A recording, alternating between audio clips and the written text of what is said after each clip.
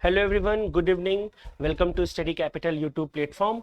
My name is Atul Mishra. I am your mentor for CUET PG MA English Entrance program for this year. I have been teaching for last 5 years and you might have seen me on this platform. This year I was busy in a lot of things, that is why I was not active on YouTube platform. But here I am, and I think from this video, the continuity that you all wish for, the continuity that you believe in Study Capital platform will be delivering you to your home with this platform, and we'll be discussing some of the important topics, some of the things that you are looking forward to for your preparation in for your CUET PG English program. Now, as you can see the screen here, this is the first video of 2026 batch, and the topic, as you can see here, it is PYQ unlocking tricks. Now this is the very first thing that people, the students, the aspirants basically look for. Whenever you see whenever you think of preparing for an exam, the very first thing that you do is to look at the last year question paper, and you start thinking what are the things that you can read, or what are the points that you can locate from the questions that are given.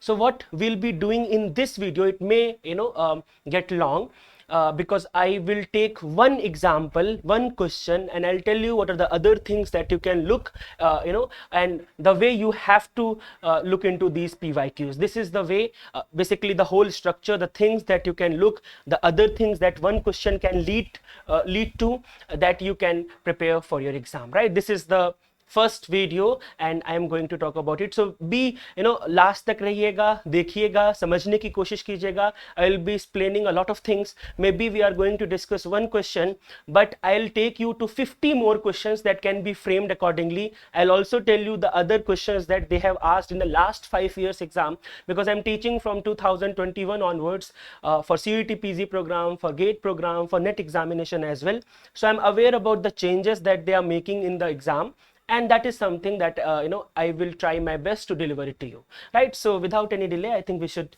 start from here.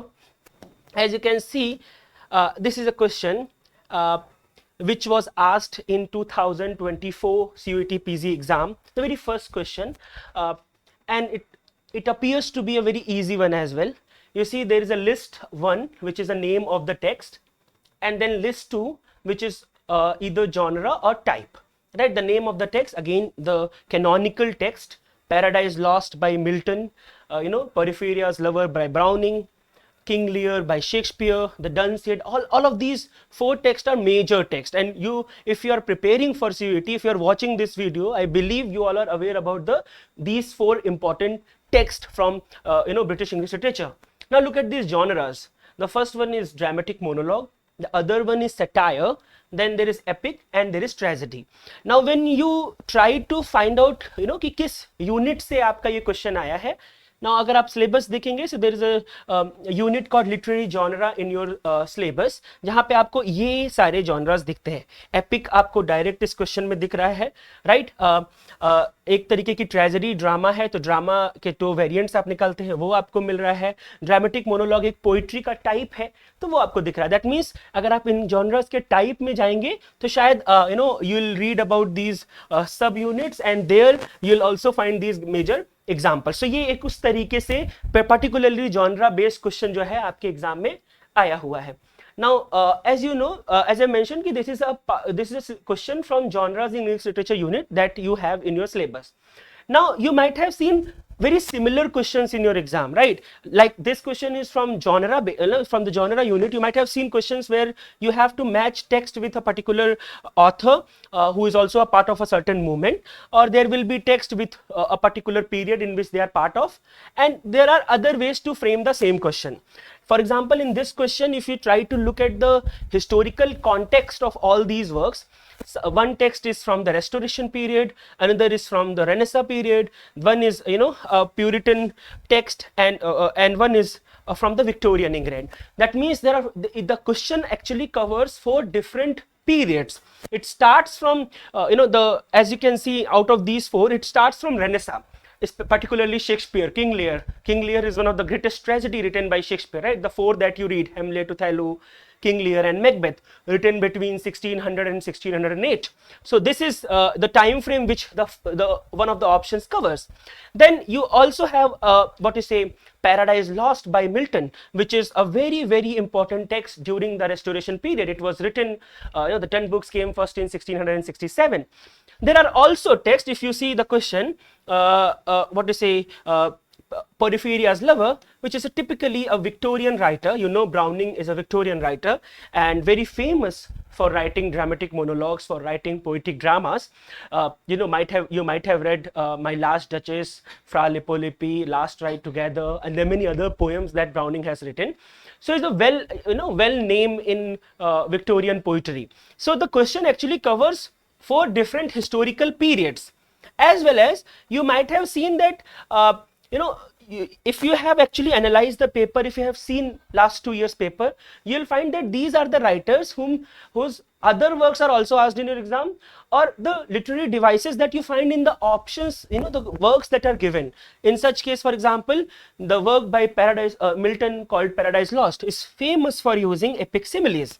The option King Lear is Shakespearean work, and there are a lot of examples of dramatic irony in King Lear. It is actually famous for the use of dramatic irony. Similarly, the Dunciad by Pope is actually very famous for use of irony, use of wit in Alexander Pope. There is a whole text called Essay on Criticism where he defines this characteristic of wit.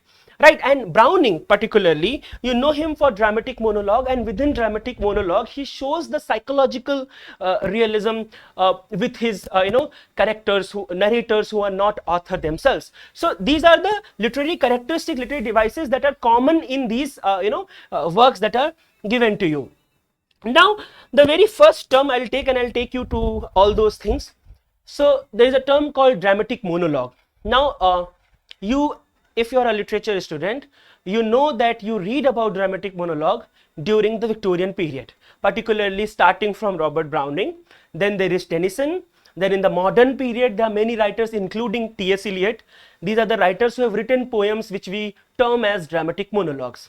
Now, if you'll read any British literature book, be it Routledge, be it J. Long, and many other books that are available, you'll find that you have examples of dramatic monologue during the Anglo-Saxon period as well, the first period in history of British English literature. You'll have to read that as well for examples, because they can go back and ask questions from Anglo-Saxon period as well. But taking that thing aside, now you see, when you think about dramatic monologue, the very first thing that comes in our mind is monologue, right? And the way we think about monologue, it can take you to, for example, soliloquies of Hamlet. And then the moment you think about soliloquy, it can take you to aside. So, and then to interior monologue, and to stream of consciousness, and it goes back, right? Because these are the terms that are actually related to each other. There is a minor difference between them. For example, if I say a monologue, so a monologue is a lengthy speech by a person. You might have seen a monologue dialogues by so many people in famous tragedies that we have, right? So if there is a lengthy speech by a single person, we actually call it as a monologue, and it may not always about your private thoughts. You can address someone as well. So there is no authority or no एक तरीके की बंदिश नहीं है कि it only needs to talk about your psychological implication, what is happening within you.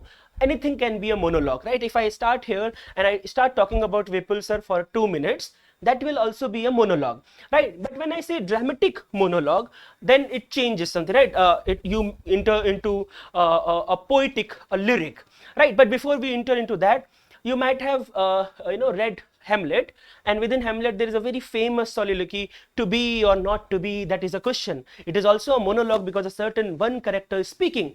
But how it is a soliloquy then? Because it is a monologue that you find within a play, remember, and then there are characters. In this case we have Hamlet, who is expressing his private thoughts aloud on stage. No one is listening to him. It is the the emotions of the character. He is expressing it through the monologue. There is no one on the stage, right? So that is soliloquy, when a character starts expressing their private thoughts aloud, and audience overhears but other characters usually do not. So because we are as an audience, the drama is written to be performed. So when we are watching a play, a character comes on the stage, he starts narrating his private thoughts. No other character on the stage is there, right? So we can connect to that particular character, and that character is talking about his own personal experience. In case of Hamlet, again, to be or not to be, that actually takes you to the idea of to live or not to live, the kind of a conflict that Hamlet was a part of. If you have read the text, you'll know the context, right? And then when you talk about dramatic monologue, when you move from soliloquy, how it is different, for example. So first thing, dramatic monologue is not a part of a play. You find soliloquy in a play, but dramatic monologue is actually a lyric poem. This is the first thing, very important thing. Last year in your exam, they have asked definition of ballad. So types of poetry is again a very, very important unit. Dramatic monologue is a type of poetry which you are asked, which you can see that it was asked in, it is there in one of the options. But if you look at the paper, there is another question called the definition of ballad, for example, in the same paper, right? That means types of poetry itself is a very important topic for you, which this question also explains. Now yes, it is a lyric poem. You know a lot of examples from Browning himself, and if you're watching this, if you can tell me this picture, and you can tell me the name of the poem through this picture in the comment box. So you have a lot of poems. My Last Duchess, right? My Last Duchess. There is a prologue, Ferreira, that contextualize it in history, that it's actually a real story. And then you find how there is a Duke of Ferreira explaining to one of the messengers about his last duchess and how he killed her, right? So it is a very good example of dramatic monologue. But what is a dramatic monologue? What are the characteristics of a dramatic monologue? किसी poem को आप dramatic monologue क्यों बोलेंगे? There has to be certain characteristics of dramatic monologue, right? That can be characterized as a different question altogether. First thing, you need to know the difference between a narrator and a poet. A lot of times you find, if you read, for example, William Wordsworth, in William Wordsworth poems like Tintern Abbey, Ode to Immortality, and many other poems that you'll read in Wordsworth, Wordsworth basically is a narrator as well in his poems, right? There is a reason why Keats coined the term called egotistical sublime. And he was critical to Wordsworth because Wordsworth's characters are very individual, like Wordsworth himself, and Keats found it problematic. Now, so that means when a poet, when a narrator is not a poet, that is the first characteristic of dramatic monologue. Remember, if you are calling a poem a dramatic monologue, there will be a speaker, only one speaker, single speaker, who is not a poet. That is the first thing that you'll have to remember. That is a characteristic of a dramatic monologue. That means when you see My Last Duchess, you find a duke who is negotiating for a new wife in My Last Duchess. If you have read the poem, you realize the first line of the poem, which just simply says Ferreira, contextualize it in history and tells you that there is a person who was a Duke of Ferreira, जिसके बारे में ये बात हो रही है, and who is the narrator of this poem. That means is not a poet himself, and that is the first characteristic of a dramatic monologue poem. Then you'll find there is a single speaker, but there is audience. But you'll not hear from audience, right? That means there is audience, there is someone who is listening to this speaker, but that audience, no one will talk anything from the audience. That means the speaker addresses or interacts with one or more silent auditors. There will be audience, but the audience is silent. That doesn't mean that their thoughts will not be conveyed to us. For example, if you read My Last Duchess, whatever the audience in that poem, we have a messenger from a kingdom who is there to ask his hand for the new marriage. So in that case, you see whatever the messenger wants to say is also expressed by the speaker himself. So that means there will be a speaker who is not a poet. There will be an audience, and you'll get to know about the audience, but not through the mouth of audience themselves, but from this particular speaker, right? That is the second characteristic.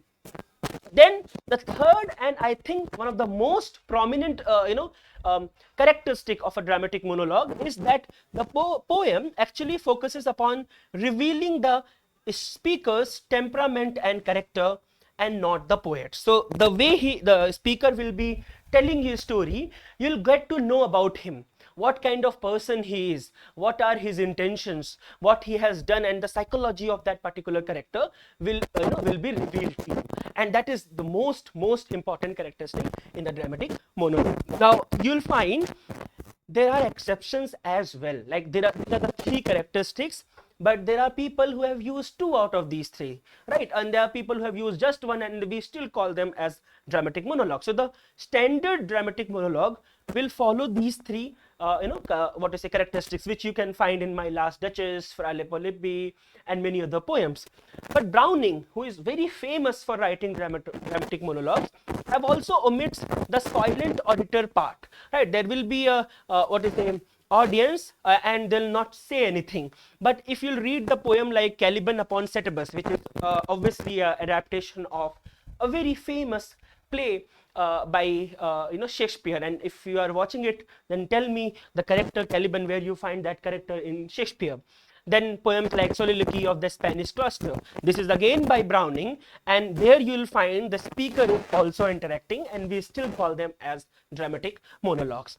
And now why these poems are still called as dramatic monologue? Because all other features like the single speaker who is not a poet, as well as the third part where a character is revealing the temperament of himself is followed. So you'll not find any kind of a audience there, but other than that, first and third part is still there. That is why we still call it as a dramatic monologue. Now in this poem, the poem that is a part of your syllabus, in this question, Porphyria's Lover, if you have read the poem, I will advise you to go through it because it is one of the classics, right? I will make a different video where I will talk about the poems that you must read for your exam, because there are two comprehensions as well, one from poetry, one from prose. And the major poems beginning from Chaucer to to the postmodern period, to the Martian poetry of 1970s, I can tell you around 50 poems that you must read. You must know some lines from those poems as well, because they can directly ask, they can give you a line and they can ask you from which poem it is a part of, because these are the classics poem. I can make a different video on that probably later. Now the poem, the Porphyria's Lovers, if you read it, you'll find that we have a single speaker who is an unnamed lover in the Porphyria's Lover, right? The title itself suggests you, and it is a fictional persona. It is explained to us that it is not Browning in this poem. So Porphyria's Lover, that means there is someone who is not Browning. And then if you look at the setting, you also find there is a stormy night which is explained to us, and Porphyria enters to meet her lover. That is the setup of the poem, right? And then a moment occurs when the lover actually kills Porphyria. So he strangles Porphyria with her own hair, and that is the wonderful moment, a very critical moment in the poem. And then you'll find that the lady actually acts as a very silent auditor. She is present, but obviously she will not say anything there. The lover's speech will reveal more about his psyche and not about Porphyria. So you'll see there is a psychological realism that you find. Now if you have read Browning, any of the poems by Browning other than this, he's famous for robust optimism, right? Victorian period is a period where there is optimism as well, there is pessimism as well, right? It is a time of progress, but at the same time there are a lot of problems because of industrialization. So there is prosperity on one side, and there is a large gap between have and have not as well. Browning is one such writer who is famous for representing optimism in his poetry, which the term is robust optimism, whereas Tennyson's poems are more pessimistic in its tone, right? So there's a difference between how Tennyson writes dramatic monologue and how Robert Browning writes it, but that is a different discussion. We can have it later. Now, then you see the many examples, as I mentioned, of dramatic monologue. Browning's poem is a master of the form. There is My Last Duchess. There is, as I mentioned, Last Ride Together, Andrea del Sarto, Caliban upon Setebos. You must actually read three poems, I'll suggest you. One is the what to say, my last defense, one is Peripheria's Lover, and one which is actually prescribed in DU, in BHU as well, so it can be important for your exam as well, that is Last Ride Together. A lot of, why I'm telling you this, because in one of the paragraphs of the poem you'll find writer Browning talks about act of writing as well. So what poets do, are they happy? And then he compares poets with him, and he said, okay, they do whatever they want to do. I am happy because I have my my beloved with me, and I am doing my last ride together with him, with her. So it's a very good comparison, and these kind of writings which are self-reflexive, right? That self-reflexivity is a post-modern technique, but when you read these poems, it's a Victorian poem, and it takes you to the act of writing, which is also a characteristic in some of the poems by Shakespeare as well. If you remember sonnet number 18, shall I compare thee to a summer's day, and the last two lines also take you to the idea of act of writing. Sidney's sonnet number 1 in Astrophel and Stella does the same thing. So you can compare these poems as well, right? So Browning is famous for that. Tennyson, Ulysses is one of the best texts that you'll find in in dramatic monologue. Tithonus is there. The idea of the boom with which a person can be immortal, but there is no youth. So how a person struggles, this is a myth which will reoccur multiple times. It is there in a very famous text of the 20th century, The Wasteland. The very first epilogue, the prologue of The Wasteland talks about the myth of immortality. And if you know, comment section में बताइएगा कि कौन सा किस work से जो है prologue लिया गया है वेस्टलैंड का, जो कि एक अगेन क्वेश्चन बन सकता है आपके एग्जाम में, right? A lot of modern writers have used this form as well. T.S. Eliot, The Love Song of J. Alfred Prufrock. I think this is the best poem of the 20th century, and you must read it, right?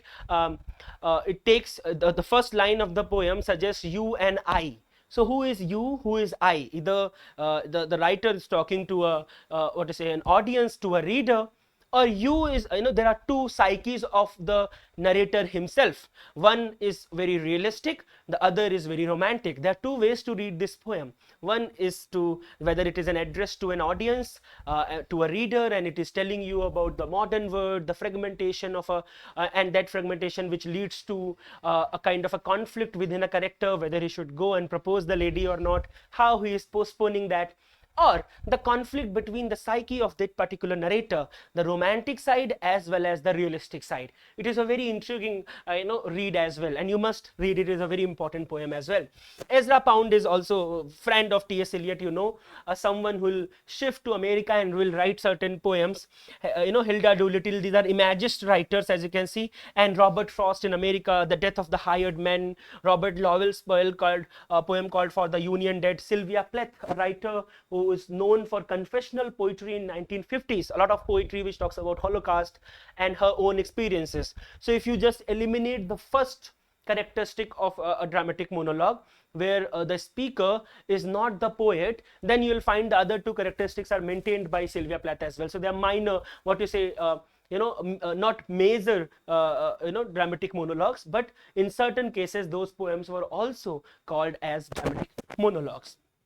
Now अगर आपने literature पढ़ते हैं, आप John Donne को जानते हैं या browning को भी आपने पढ़ा था, कलेक्शन का नाम है dramatic lyric.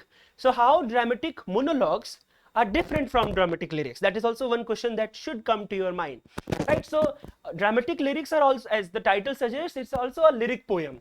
They're also a single speaker, right? So the situation is almost same, but remember the focus changes. So in the dramatic lyric, the focus is on the theme, the argument, or the meditation, and not about the psyche of a narrator, of a character that is represented. That means the focus of the poem changes, the characteristics are almost same, right? So speaker psychology will be there, maybe, may not be, but it will not be primary thing. It will be a secondary or a tertiary thing. The focus will always be on the meditation, on the argument or the theme that is explained to you. Now I'll tell you an example.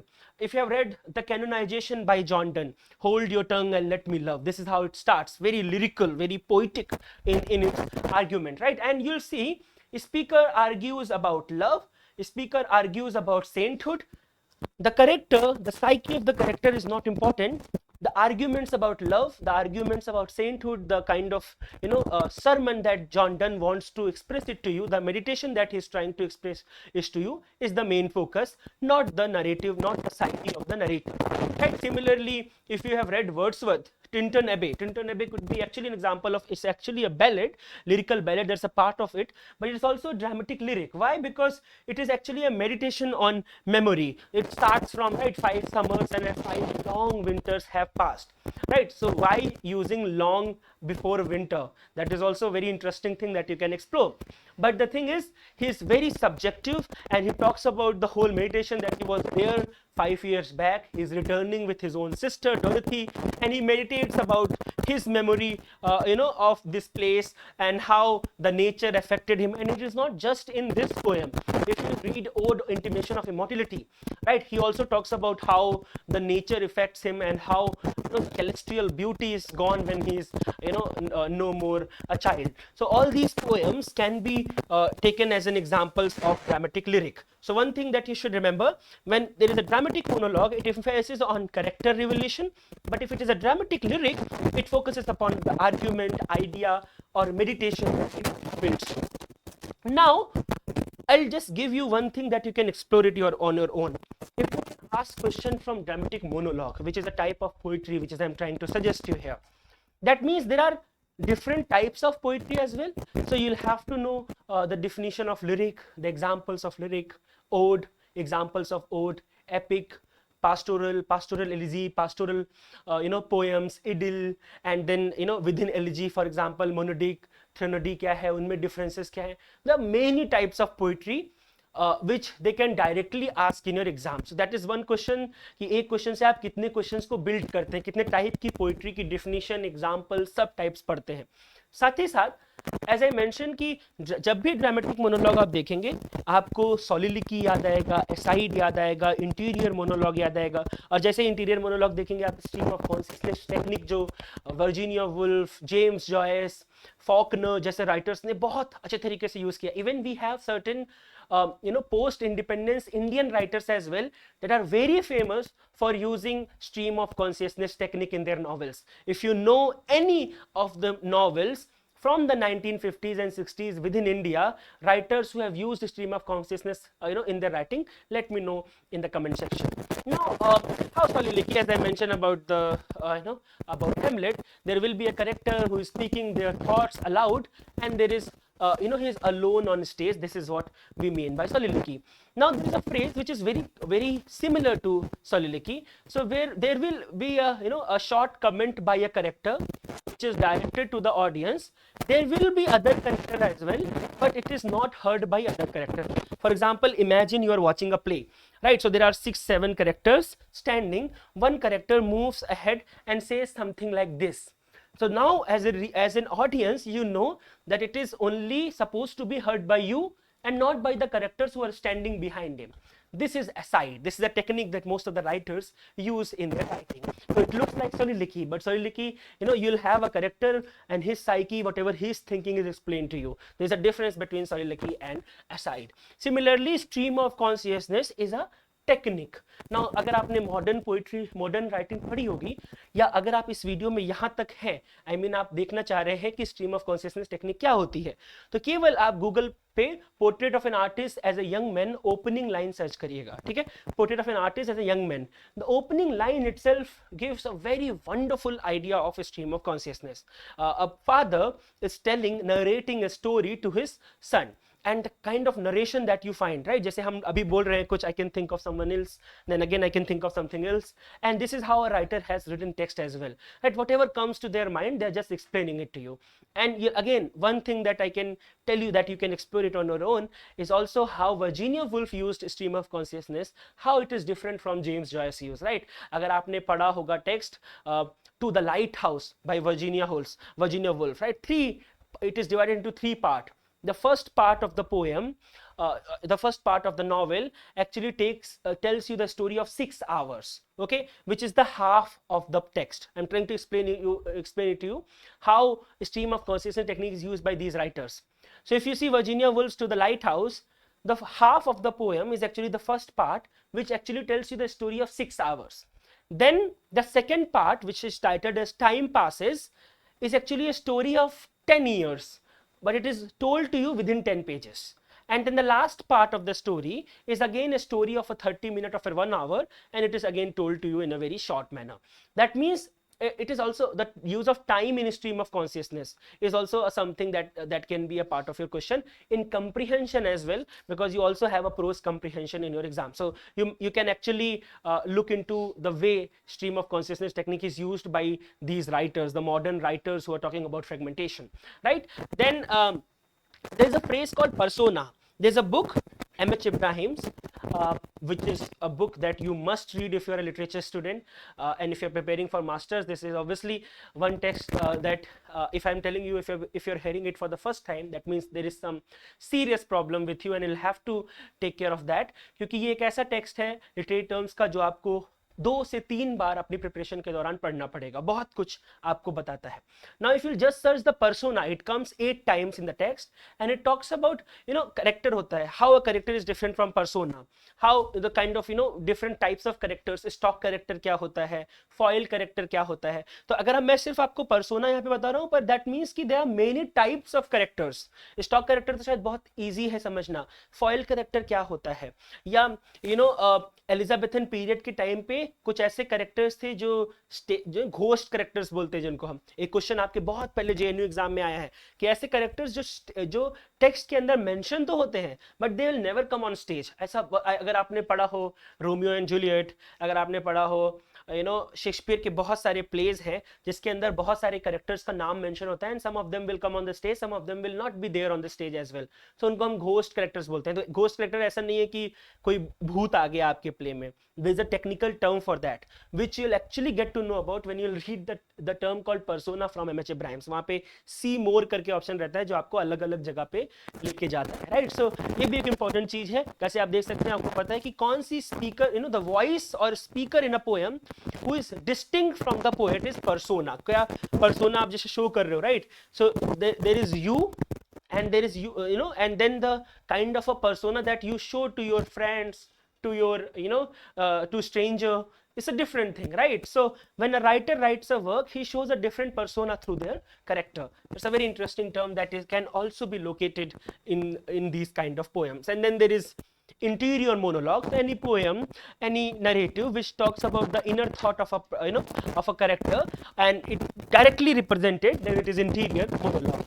And अगर dramatic monologue आपके सामने आया, as I mention, तो poetic forms जितनी भी हैं आपको पढ़नी पड़ेंगी, जो ऑथर्स हैं जिन्होंने इसको यूज किया है उनके एग्जांपल्स पढ़ने पड़ेंगे, किस एज में ड्रामेटिक पोइट्रीज हो रही हैं. जैसे विक्टोरियन और मॉडर्न के बहुत एग्जांपल्स आपको पता है, लेकिन अगर मैं आपको नाम नहीं बताऊंगा, दिस इज योर टास्क कि आपको जाना है, कोई भी हिस्ट्री की बुक उठानी है. अगर आप ये वीडियो देख रहे हैं, यहाँ तक देख रहे हैं, दैट मीन्स कि आपके पास कोई ना कोई हिस्ट्री की बुक तो जरूर होगी. रूटलेज उठाइएगा, जेलोंग उठाइएगा, एडवर्ड एल्बर्ट उठाइएगा, डेविड डेशे उठाइएगा, whichever book that you have, and you read Anglo-Saxon period and the literature of Anglo-Saxon period, you'll find one example of dramatic monologue poetry during the Anglo-Saxon period as well. So वो भी आपके लिए important है.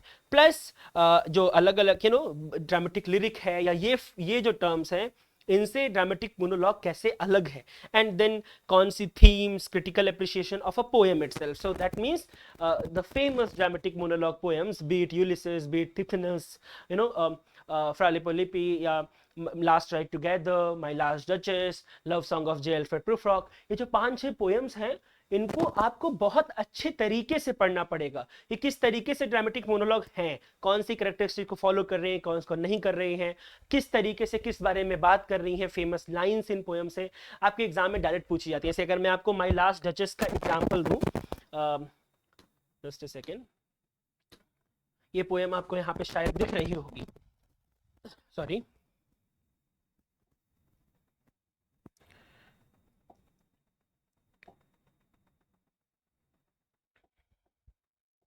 छोड़िए, ये last का part अगर आप पढ़ेंगे तो यहाँ पे एक स्क्रिप्चर का नाम मेंशन्ड है. अगर आप शुरुआत में पढ़ेंगे तो एक पेंटर का नाम मेंशन्ड है, राइट, फ्रॉ पेंडोल्फ, यहाँ पे आपको दिख रहा होगा.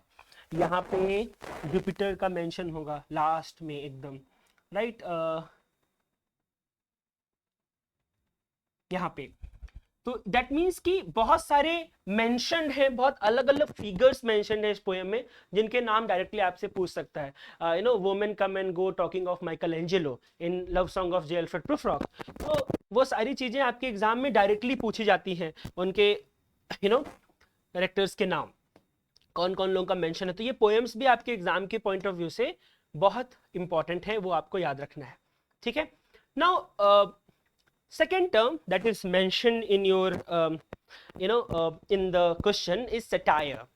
Now there are multiple types of satire, right? Horatian satire, Menippean satire, कई सारी poems अगर आपने पढ़ी होंगी, जैसे लंदन पढ़ी हो for example by Samuel Johnson, तो आपको पता होगा कि जुवेनिल सटायर का एग्जांपल है। There is a term called indirect satire, there is a term called Menippean satire, there are novels which you can call it as a satirical novels, there are drama that you can call satirical drama, right? So hai kya satire?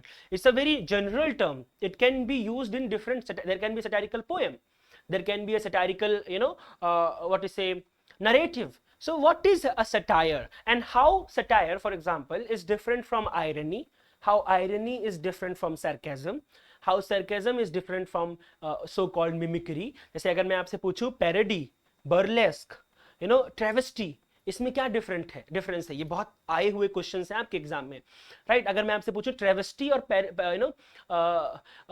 Parody में क्या difference है? दोनों ही mockery है, दोनों में ही sense of mockery है। So what is the difference between them? या irony में verbal irony, situational irony, Socratic irony, cosmic irony, इन सब में क्या डिफरेंस है?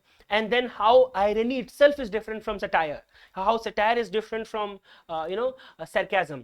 These are the basic things that you must know to differentiate between these different words.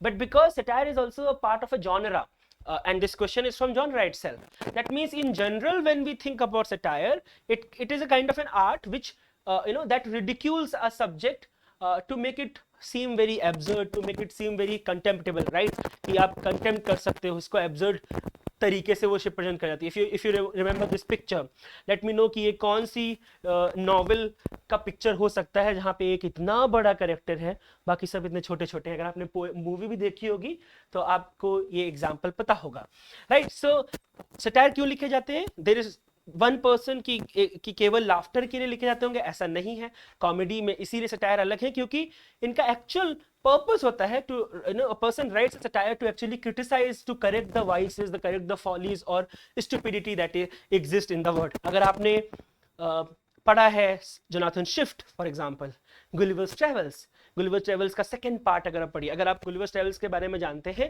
Jonathan Swift के बारे में जानते हैं, तो he called himself as a misanthrope, someone who hates mankind. But if you read the second book of that particular text, Gulliver's Travels, you'll find there is a character who starts explaining the king about gunpowder, about जो बम create किया था guns के बारे में, about Britain, and the king will laugh at him about these issues. So the text is actually showing you that ये जो हम नया evolution लाए हैं, या जो हम जिसको progress मानते हैं, there are certain places जहाँ पे ये sense of mockery को represent करता है, बहुत different words exist करते हैं। That means it is actually a satire in an attempt to criticize the idea of British that was created during that period, right? So criticize करना, correct करने के लिए follies को, इसलिए satires लिखे जाते हैं। Laughter को as a weapon use किया जाता है क्योंकि there is a target. Now the target can be anyone. The satire can be written on individual person, it can be written on a group, it can be written on a class, it can also be written on whole institution. There are satires on marriage, there are satires on patriarchy, right? जैसे अगर आपने poem पढ़ा हो, there is a very famous poem called angel in the house, Patmore का पढ़ेंगे आप, and there are lot of theorist जिन्होंने उसके ऊपर सटायरिकल वर्क्स लिखे हैं। Angel in the house, right? If there is a woman and she is in the house and she is doing the home chores, then she is considered as an angel. Now there are feminists who have written satirical work on that particular poem as well. Panopticon का जो concept आप पढ़ते हैं फूको में, वहां पे इसका example बहुत दिया जाता है, राइट? सो दैट मीन्स कि satire can be written for an individual, there can be an class, जिसके ऊपर satire कर सकते हैं। So there is a difference between satire and comedy. जब आप comedy पढ़ते हैं तो laughter is used for enjoyment. जैसे ही आप satire पढ़ते हैं तो laughter is used to mock someone, to criticize something that is outside the work itself. Such as अगर आप फॉल्स्टॉफ का कैरेक्टर पढ़ते हैं, फॉल्स्टॉफ का कैरेक्टर शेक्सपियर में हेनरी फोर्थ पार्ट 1 में आता है, हेनरी फोर्थ पार्ट 2 में आता है।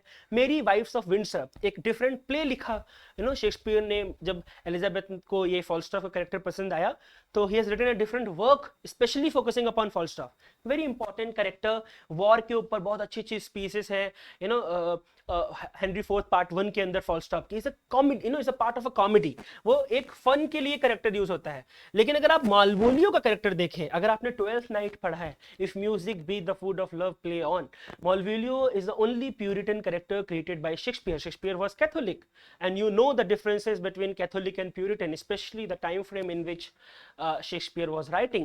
When you try to contextualize this issue with the Tudor dynasty, this creator is character is actually created to criticize the whole Puritan idea, Protestant idea, right? So this is the comic character, but at the same time it gives you a satiric edge because जिस तरीके के कपड़े पहनाए जाएंगे, अगर आपने text पढ़ा है शायद आपको स्टोरी पता होगी 12th नाइट की, how Sir Toby and others create that kind of a setup where this character thinks the queen loves him, but they were actually mocking him, और बहुत उसको बंद करके बहुत खराब ट्रीटमेंट आप एक प्रोटेस्टेंट कैरेक्टर का देखेंगे, which is a problem in Shakespeare when you think about it from 20th century perspective, right? So that is very satirical aspect. Now as I mentioned, there can be multiple targets. So if a individual is targeted, like जैसे personal satires होते हैं, अगर आप Dryden को जानते हैं, Dryden is famous for writing personal satires.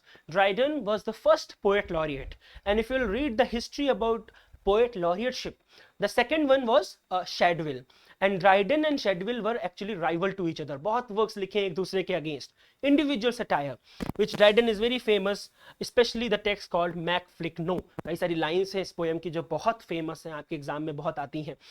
अब आपको, अगर आप यहाँ तक भी इस वीडियो को देख लिए हैं तो बताइएगा कि फ्लेक्नो किसका वर्क है, right? Mac Flecknoe is a very famous personal satire written by Dryden on Shadwell, but Flecknoe किसका वर्क है ये आप जरूर बताइएगा। दूसरा चीज, it can also satire a whole kind of a person, type of a person, such as a text can satire a fool और अ माइजर, right? बहुत से माइजर कैरेक्टर्स आप देखते हो, उनका कई तरीके से टेक्स्ट जो है वो सटायर करता है। It can also satire a whole institution और a nation as well, and all humanity in general, as you know in Gulliver's Travels.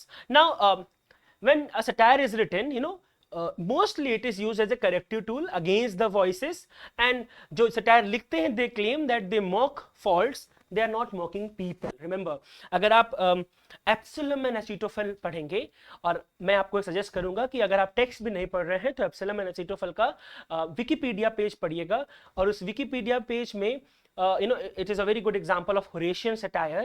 Dryden ने अपने प्रोलॉग में एक्सप्लेन किया है कि क्यों ये Horatian satire है और क्यों ये बहुत ज़्यादा डिटेल में जाके हार्शली सटायर नहीं कर रहे हैं और बहुत माइनर सटायर किया है, बहुत लोगों को छोड़ दिया है, क्यों वो Horatian satire का यूज कर रहे हैं।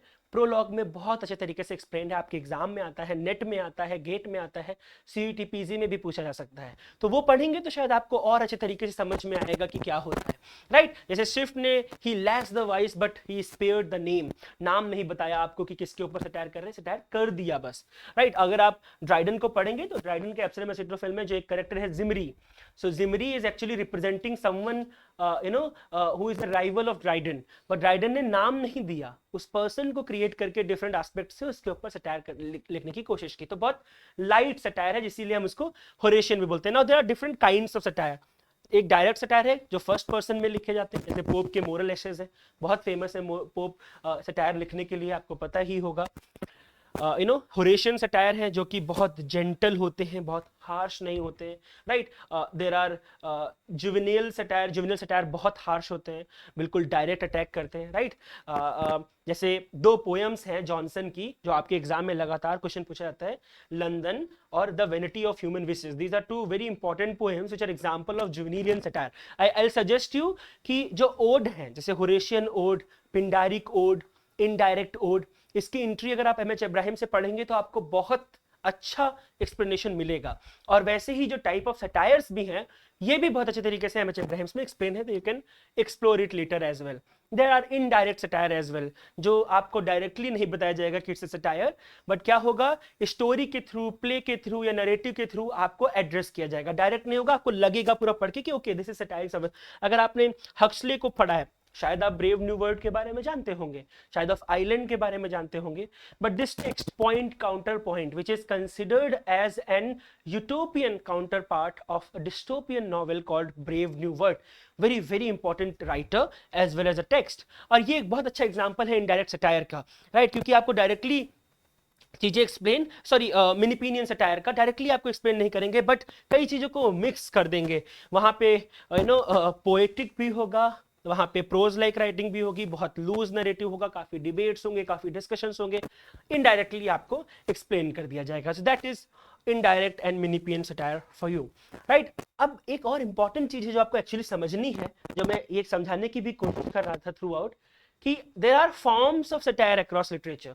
तो ऐसे एक जॉनरा क्रिएट करना वो अलग चीज है, but there can be allegory which is also satirical. जैसे आप ड्राइडन का एप्सिलम एंड असीटोफिल के बारे में मैंने अभी आपको बताया, बहुत इंटरेस्टिंग। अगर आप इसकी हिस्ट्री पढ़ेंगे तो जो ये रेस्टोरेशन पीरियड है, जैसे चार्ल्स टू का करेक्टर है, राइट, चार्ल्स टू जो एक्चुअल में रेस्टोरेशन होता है तो रहते हैं, जेम्स टू है जो कि इनके ब्रदर हैं, जो आपको बाद में 1685 के बाद रूल करते हुए दिखेंगे, अर्ल ऑफ सेफ्ट्सबरी है, जो रियल पीपल हैं, बाइबल की स्टोरी के थ्रू एलिगराइज करके जो नरेटिव है उस टाइम का वो आपको एक्सप्लेन कर गया है। तो it's an allegory, a very famous political allegory which is also a satire, right. अगर आप ट्रेवल नरेटिव्स में सटायर देखें तो गुलिवर्स ट्रेवल्स उस चीज का बहुत अच्छा एग्जांपल है। टाइटल ही अगर आप देखेंगे तो पूरा एक्सप्लेन करता है कि कैसे वो ट्रेवलॉग है।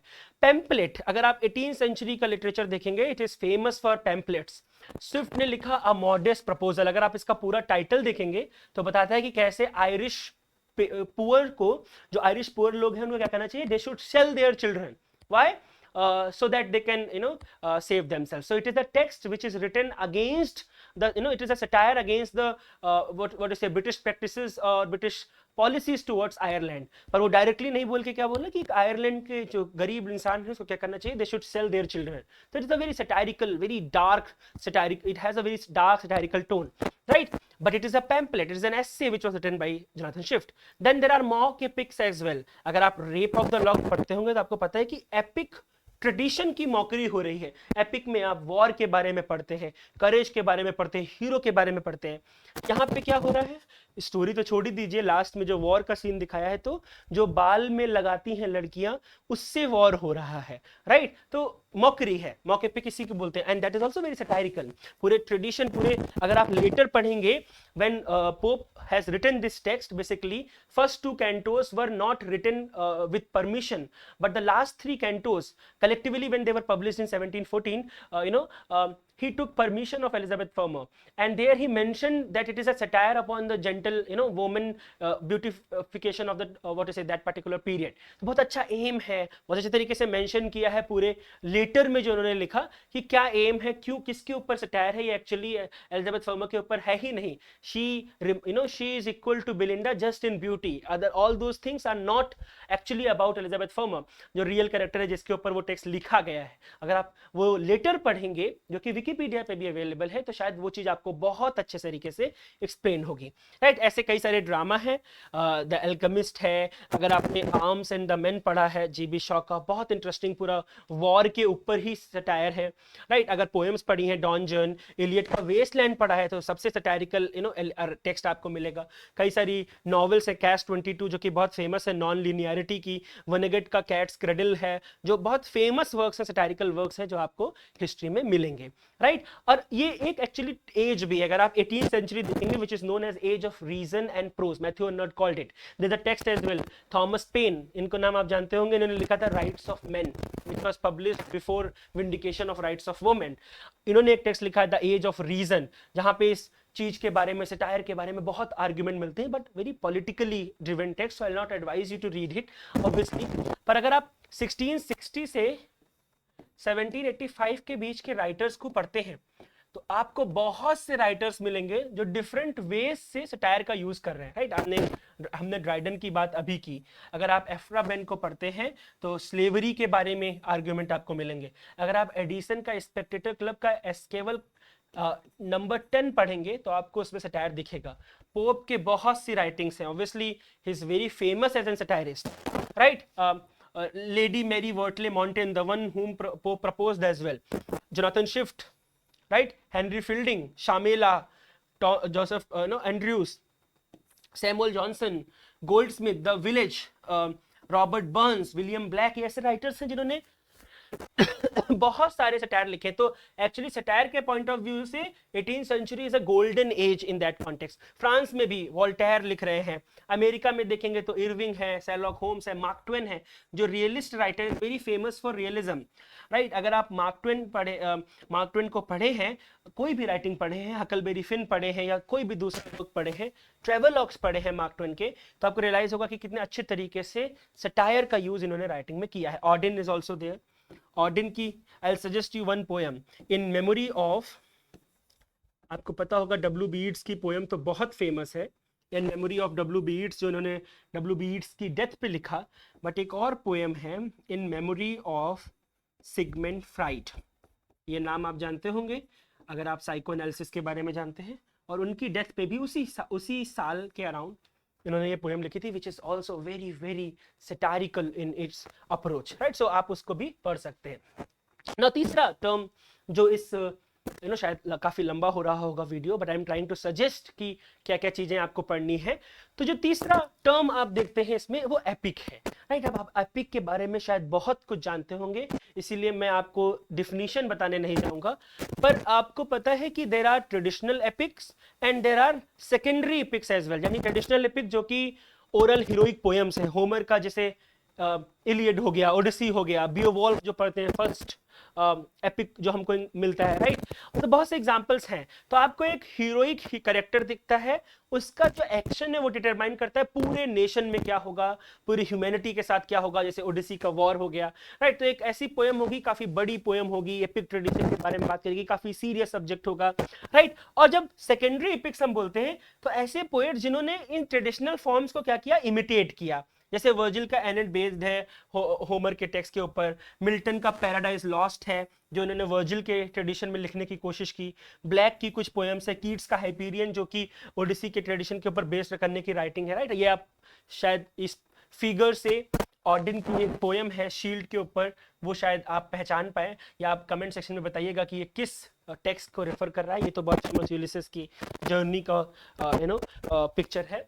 तो कई सारे क्रिटिक्स हैं जो अलग अलग बात बोलते हैं एपिक। एपिक एक ऐसा जॉनरा है जहां से बहुत क्वेश्चंस आपके एग्जाम में आते हैं। बहुत से राइटर्स ने कैरेक्टराइज किया है, डिफाइन किया है एपिक के जॉनरा को। अगर आप इनको जानते हैं, ये एक ऐसा नाम है जो आप, एक टेक्स्ट है एनाटॉमी ऑफ क्रिटिसिज्म, यहाँ पे मैं लिख देता हूँ। आर्किटिपल क्रिटिसिज्म का एक सबसे इंपॉर्टेंट टेक्स्ट जो आपके एग्जाम में आई थिंक 3 बार पूछा जा चुका है पिछले 5 सालों में, एनाटॉमी ऑफ क्रिटिसिज्म। और इसमें इन्होंने 4 डिफरेंट जॉनर्स को 4 डिफरेंट सीजन के साथ कनेक्ट किया है। वहीं पे एपिक के बारे में भी बहुत बात की है और इन्होंने बताया कि जो होमर की राइटिंग है वो actually shows that enemies fall is tragic, it is not comic. कोई किसी एनिमी है, किसी को मार दिया, तो it should be a celebration kind of a thing which you will find in most of the narratives, most of the epics, but for him it is tragic, it is not comic, and that is why it gives epic a very objective authority, not subjective but an objective authority, because it is not comic when your enemy dies, right। Aristotle अगर आप पढ़ेंगे तो Aristotle ने एक बहुत अच्छे तरीके से बात किया कि एपिक ट्रेजेडी के जस्ट बाद है। ये क्वेश्चन आपके एग्जाम में बहुत बार आता है, अलग अलग जॉनरा को अरिस्टोटल ने किस तरीके से डिफाइन किया है, राइट। रेनेसा में अगर आप देखेंगे तो रेनेसा में एपिक को हाईएस्ट जॉनरा क्रिएट किया गया। अगर आप एक टेक्स्ट पढ़ेंगे defence of poesy by Philip Sidney, जो कि लिटरेरी क्रिटिसिज्म, रेनेसा क्रिटिसिज्म का एक अकेला टेक्स्ट है जो आप पढ़ते हैं। हालांकि राइम के ऊपर बहुत सारे डिस्कशन है, there is Gascoigne, there is Campion, there is Lodge himself who talks about the use of rhyme, defence of stage, बहुत से टेक्स्ट हैं। पर पीजी लेवल पे आप केवल फिलिप सिडनी को पढ़ते हो, और फिलिप सिडनी ने 3 टाइप्स ऑफ पोइट्री की बात की है। एक टाइप में उन्होंने 7 version, 7 different types of poetry को क्रोनोलॉजिकल ऑर्डर में लगाया, जहाँ पे एपिक को उन्होंने सबसे ज्यादा इंपॉर्टेंट माना है। तो बहुत देखिए, एक छोटे से बात से मैं आपको क्रिटिसिज्म में ले जा रहा हूँ, क्रिटिसिज्म में एक पर्टिकुलर राइटर के आर्गुमेंट के बारे में बता रहा हूँ। That means there is so much that you can explore from this genre.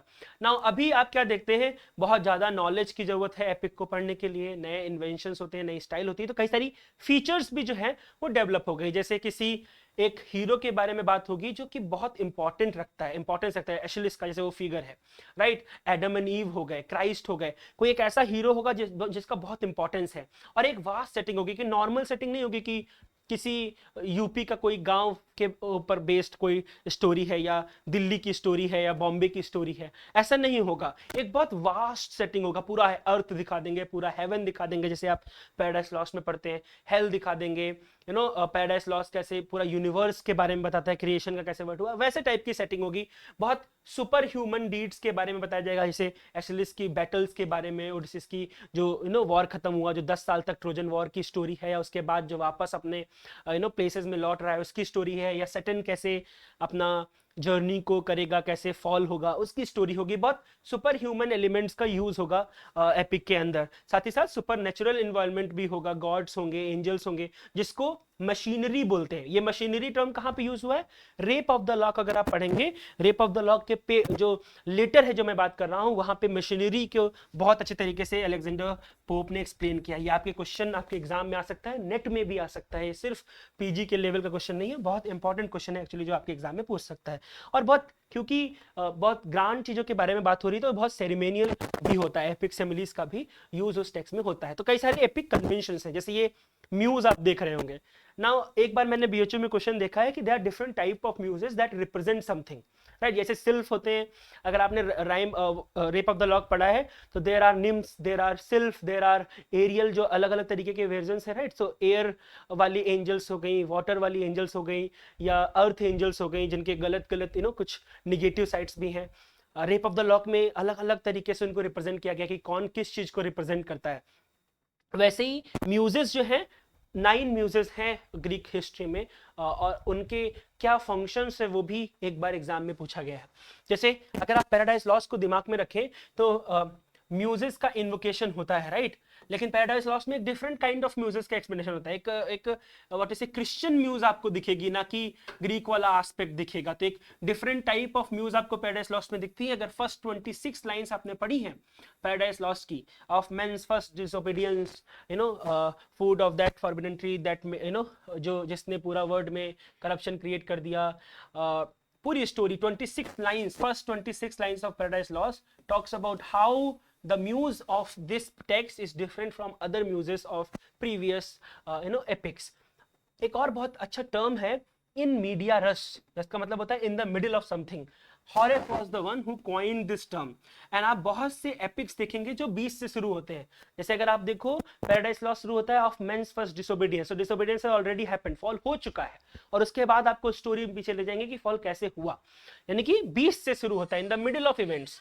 जैसे हेमलेट में किंग हेमलेट की डेथ पहले से हो चुकी है, और बाद में आपको पीछे ले जाएंगे कि कैसे डेथ हुई थी, that is in media res, वो भी आपको दिखेगा। और एक बहुत अच्छा एस्पेक्ट होता है कैटलॉगिंग का। जैसे अगर आपने वॉल्ट विटमैन की पोएम्स पढ़ी हैं, Walt Whitman is famous for this cataloguing. आपको बहुत सारे कैटलॉग्स वैसे डिविजन्स करते हुए दिखाएंगे। तो यहाँ पे भी बहुत सारी स्पीचेस, बहुत सी डिबेटेड होंगी, फॉलन एंजल्स होंगी, पैराडाइज लॉस्ट में कौन कहाँ पे रह रहा है, वो कैटलॉग कैरेक्टर का भी आपको देखने को मिलेगा। और फिर इस टर्म को हमने बहुत एक्सटेंड भी कर दिया।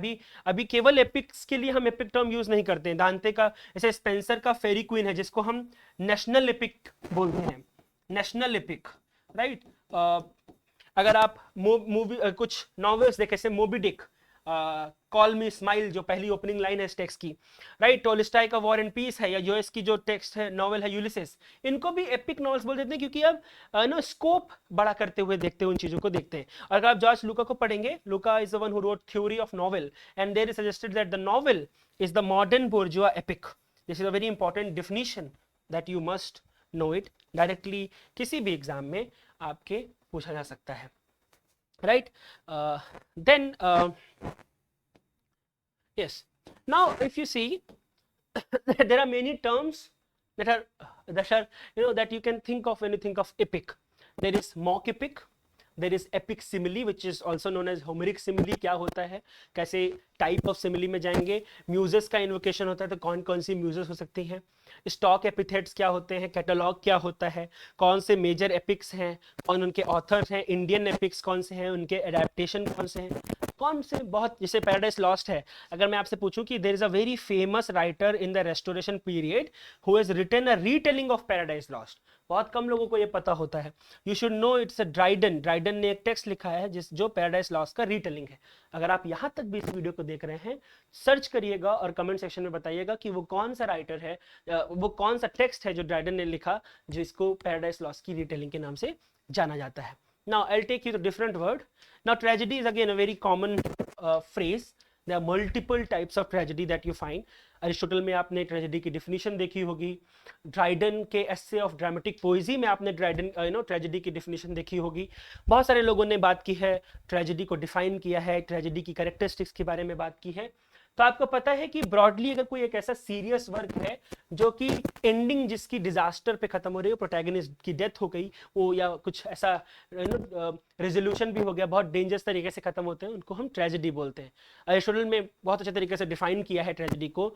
Tragedy is an imitation of an action that is serious of a complete there has to be a certain kind of a magnitude कि बहुत कम ना हो, बहुत ज़्यादा ना हो, there should be proper beginning, proper middle, proper end, catharsis होना चाहिए, purgation of your emotion, जहाँ पे pity और fear जो है वो इवोक हो। फिर अरिस्टोटल ने हमार्शिया की बात की, पेरिपीटिया की बात की, एनाग्नोसिस की बात की, निमिसिस की बात की, ह्यूब्रिस की बात की। बहुत से फ्रेजेस हैं जो डायरेक्टली आपके एग्जाम में आते हैं कि इनका मतलब क्या है, या फिर शेक्सपियर के वर्क में हमार्शिया क्या है। शेक्सपियर के वर्क में जैसे कोई एक वर्क दे देगा, हेमलेट दे दिया और पूछा कि एनाग्नोसिस का मूवमेंट क्या है, या ह्यूब्रिस क्या है कैरेक्टर का, निमिसिस क्या है कैरेक्टर का। एक ऐसे बहुत से फ्रेजेस, छोटे छोटे वर्ड्स जो हैं जो अरिस्टोटल ने डिफाइन किए हैं ट्रेजेडी के कॉन्टेक्स्ट में, राइट। ट्रेजेडी, ट्रेजिक हीरो के बारे में बात की है, आइडियल ट्रेजिक कैरेक्टर के बारे में बात की है। I will not talk about these things because these are very common things. ऐसे फ्रेजेस जो है आपको दिखते हैं।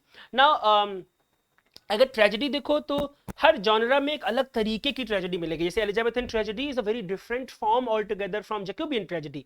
जैकोबियन ट्रेजेडी में आपको बहुत रिवेंज ट्रेजेडी मिलेंगी, सिटी कॉमेडीज जैसे होती हैं उसके कंपैरिजन में, राइट। फिर जैसे आप अगली एज में जाएंगे आपको फिर एक अलग जॉनरा देखने को मिलेगा। तो हर एज में एक अलग तरीके की तरीके की आपको कहते हैं ट्रेजेडीज देखने को मिलेंगी। 17th सेंचुरी में वर्स वाली ट्रेजेडीज आ गई, बहुत हाई रैंक का हीरो होगा, क्योंकि पूरा लिटरेचर ही 17th सेंचुरी का 18th century elite aristocratic literature होता है। लेकिन जैसे ही आप 18th सेंचुरी में इंटर करते हैं, कुछ आपको डोमेस्टिक ट्रेजेडीज या बोर्जिया ट्रेजेडीज भी देखने को मिलती है जो लोअर क्लास के ऊपर फोकस करेंगी, डोमेस्टिक ट्रेजेडीज, राइट। या मॉडर्न एज में जाएंगे तो वो फिर बदल जाएगा। हेनरी किप्सन का डॉल्स हाउस अगर आप पढ़ेंगे तो ये एक न्यू वुमन के कॉन्सेप्ट को लेके आते हैं। न्यू वुमन अगेन सारा ग्रांट का टर्म है, लेकिन उस टर्म जो कि मॉडर्न एज में आया उससे पहले आप डॉल्स हाउस में उस एस्पेक्ट को देख सकते हैं, राइट। आर्थर मिलर ने डेथ ऑफ अ सेल्समैन लिखा, एक ऑर्डिनरी मैन है, उसकी ट्रेजिक स्टोरी के बारे में बात कर रहे हैं, मेमोरी का यूज कर रहे हैं। बहुत अच्छा प्ले है जो आप पढ़ सकते हैं। ऑल माय सन्स है जो उन्होंने लिखा, एक तरह की डिफरेंट ट्रेजेडी है। सो कई वेरिएशंस आपको ट्रेजेडी में मिलेंगे, और अगर आप एक्सप्लोर करने जाएंगे एक्चुअली तो मॉडर्न एज में ही आपको कई तरीके के ड्रामाज या ट्रेजेडीज मिल जाएंगी। और पीछे भी क्लासिकल ट्रेजेडीज से राइटर्स के बहुत एग्जाम में यहाँ पे क्वेश्चन आते हैं। क्लासिकल कॉमेडीज जैसे हैं, ओल्ड मिनेंडर की कॉमेडी हो गई, न्यू कॉमेडी हो गया, राइट। या ट्रेजेडी में आप ग्रीक ट्रेजेडीज के जो राइटर्स हैं, सोफोक्लिस की राइटिंग है, या उसी टाइम फ्रेम में एरिस्टोफेन्स की राइटिंग है, यूरोपिडस की राइटिंग है, राइट। तो क्लासिकल ट्रेजेडीज की क्या कैरेक्टरिस्टिक्स है? अगर मैं आपसे पूछूं who introduce the second character, who introduce the third character, ये क्वेश्चंस हैं जो आपके एग्जाम में आए हुए हैं, नेट में आए हैं, पीजी में भी आ सकते हैं, वो सब आपकी यहीं से फ्रेम होते हैं।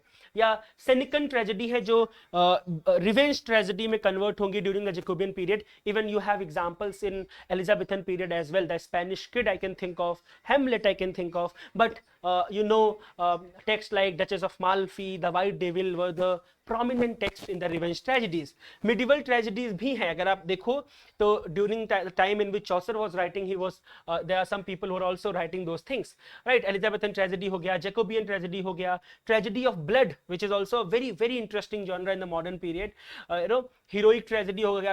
अगर मैं आपसे क्वेश्चन पूछूं, ड्राइडन के वर्क्स जो कि heroic tragedies का एग्जांपल है, औरंगजेब एक वर्क है जो मैं सोच पाता हूं कि कैसे क्लासिकल पीरियड का प्लस फ्रेंच पीरियड का जो है, जो फ्रेंच का जो इन्फ्लुएंस है, ये दोनों मर्ज हो जाएंगे और एक प्ले का टाइप निकलेगा जिसको हम हीरोइक प्ले या हीरोइक ट्रेजेडी बोलते हैं, जो ड्राइडन ने अपने बहुत सारे वर्क्स जिनको कैरेक्टराइज किया जाता है as a heroic play, right. Modern tragedies में मिलेंगे एब्सर्ड प्ले जैसे आप पढ़ते हो वो मिलेंगे, या पॉलिटिकल प्लेज हैं, कई सारी हिस्टोरिकल ट्रेजेडीज हैं जो लिखी गई हैं, मेलोड्रामेटिक ट्रेजेडीज हैं, मेलोड्रामेटिक नॉवेल्स आपने पढ़ी होंगी, ट्रेजिक कॉमेडी है, राइट। शेक्सपियर में कई सारे वेरिएशंस है, जैसे एक बहुत प्रॉब्लम है जब हम शेक्सपियर को पढ़ते हैं या मर्चेंट ऑफ वेनिस को आप पढ़ते हैं तो कॉमेडी के जैसा कैरेक्टराइज्ड है, लेकिन देयर आर क्रिटिक्स, जैसे Ralph Robinson is one of the critics who said the if you know the text, तो जो वो नाइफ वाला सीन है जहाँ पे Shylock is sharpening the knife because he wants to take the flesh. It is the most horrifying scene ever written in the history of British English literature. This is what Robinson said, and it is coming from a comedy. So जो tragic comedy है उसका क्या importance है? Why Dryden defends Shakespeare for writing tragic comedy? Why, for example, Samuel Johnson defends this whole aspect of writing tragic comedy by Shakespeare? तो criticism में भी वो चीज आपको लेके जाती है। Existential tragedies हैं जिसको हम absurd theater बोलते हैं, absurd tragedies हैं, right? Naturalistic tragedies हैं। अगर आपने एमिली जोला का नाम सुना है, उन्होंने नेचुरलिज्म को इंट्रोड्यूस किया और उसके बाद बहुत से टेक्स्ट आए जो उसी के ऊपर बेस बन के लिखे गए। जैसे आप साइकोलॉजिकल नॉवेल पढ़ते हैं, 21st सेंचुरी में कई सारे राइटर्स हैं जिन्होंने साइकोलॉजिकल ट्रेजेडीज लिखी हैं, वर्स्ट ट्रेजेडीज हैं जो टी.एस. एलियट ने लिखी हैं, राइट। यानी कि आप इसमें भी बहुत कुछ एक्चुअली जो है वो एक्सप्लोर कर सकते हैं। केवल एक टर्म में आपको बताया, अगर आप एक्चुअली ट्रेजेडी सर्च करेंगे एम.एच. इब्राहिम्स में तो it is mention in 50 different units, 50 different topics, points. That means it is a term जिसको आप बहुत अच्छे तरीके से एक्सप्लोर कर सकते हैं और बहुत कुछ जो है उसके बारे में आप जान सकते हैं। देखिए, जब मैंने एक क्वेश्चन लिया, आई थिंक 1 घंटे से ऊपर की ये क्लास हो चुकी होगी। बहुत कुछ है जो मैंने शायद यहाँ पे एक्सप्लेन नहीं किया है, कुछ चीज़ें होंगी शायद मैं रात का 3 बज रहा है जब मैं इस चीज़ को रिकॉर्ड कर रहा हूँ, हो सकता है कुछ चीज़ें छूटी होंगी जिसको आप और अच्छे तरीके से क्या कर सकते हैं, बिल्ड कर सकते हैं, राइट। ठीक है, जस्ट टू इन्फॉर्म यू कि यूट्यूब पे मैं शायद एक्टिव नहीं था काफ़ी टाइम से, बट हमारा बैच चल रहा है and we are taking classes there. We are it's been I think 10-15 days from classes चल रही हैं। यू कैन ऑल्सो ज्वाइन इस तरीके के पढ़ने के लिए, इस चीज़ों को एक्सप्लोर करने के लिए, सारे आर्ग्यूमेंट्स को पढ़ने के लिए जितने भी यूनिट हैं। एक बड़ा क्रैश कोर्स, एक बड़ा कोर्स जो है वो चल रहा है, आप विजिट कर सकते हैं हमारी ऐप को, और उसके बारे में जितनी भी इंफॉर्मेशन है आप नंबर से आपको दिख रहा होगा उस पर देख सकते हैं। ये सारी इन्फॉर्मेशन ऑलरेडी विपुल सर यूट्यूब पे वीडियो बनाते रहते हैं जहाँ पे ये एक्सप्लेन करते रहते हैं, तो इस चीज़ के बारे में मुझे एक्सप्लेन करने की शायद इतनी ज़रूरत नहीं है। लेकिन अगर आपको लगता है कि आपको ये सारी चीज़ें पढ़नी है और आप सीरियस हैं अपने एग्ज़ाम को लेके, तो आप बैच ज्वाइन कर सकते हैं और हम अपनी जो रेगुलर क्लासेस चलती हैं उनमें आपसे मिलेंगे और इन सारी चीज़ों को और डिटेल में, जितना सिलेबस है उसको और डिटेल में पढ़ेंगे, जो आपके सिर्फ ना सिर्फ CUT PG के लिए but also for your GATE exam, and it will also create that kind of a base which you can actually use in your NET examination as well. I am teaching from last 5 years and I have seen my students doing wonder in NET examination because they started preparing these things with us, right? So that is up to you, and this is my first video on YouTube for this session. I'll try my best to be regular as soon as I'll be uploading these videos, I'll be explaining other things with you. So even if you're not joining the batch, इस YouTube channel को जरूर subscribe करना। मिलेंगे इस video के साथ कई और वीडियोस में, और भी बहुत कुछ अच्छा डिस्कस करेंगे। So keep reading, I have suggested a lot of things in this video, a lot of poems and other things. I will make other videos as well जहाँ पे हम सजेशन देंगे आपको, कई सारी पोएम्स को डिस्कस करेंगे। So keep in touch, take care.